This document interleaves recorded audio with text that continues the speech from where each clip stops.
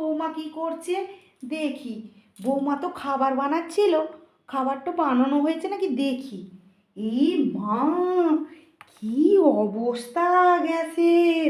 হ্যাঁ, এ কি রুটি করেছে না কি করেছে, তো আটার বাক্স খুলে রেখেছে। হ্যাঁ, চতুর্দিকে আটা ফেলে রেখেছে। গ্যাসের কি অবস্থা, গ্যাসও পরিষ্কার করেনি। হ্যাঁ, দেখুন বাসন কুসন সব ছিটানো হয়ে রয়েছে। আজকালের বউদেরকে কাজ করতে দেওয়া মানে জেলখানায় পাথর ভাঙতে দেওয়া। ওদের যে কি কষ্ট!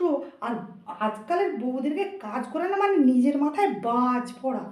হ্যাঁ, এইভাবে কেউ কাজ করে? হ্যাঁ,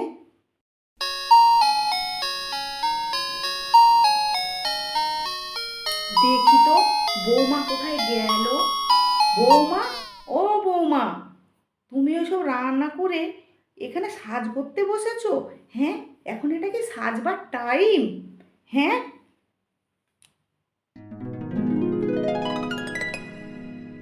হ্যাঁ মা, আমি এই রান্না করছিলাম তো তাই গালের মধ্যে মনে হলে যেন কিছু একটা দাগ হয়েছে, তাই একটু ক্রিমটা লাগিয়ে নিই যাতে মুখে এই দাগটা চলে যায়।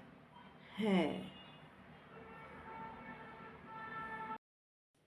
বৌমা, তুমি কি আগে আমাকে কোনোদিন কাজ করতে দেখোনি?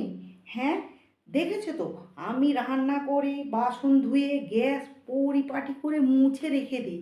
আমার কিন্তু অগোছালো কাজ একদম পছন্দ নয়। তোমার শ্বশুরমশাই কিন্তু পছন্দ করে না এইভাবে দ্বিতীয় দিন আর কাজ করে।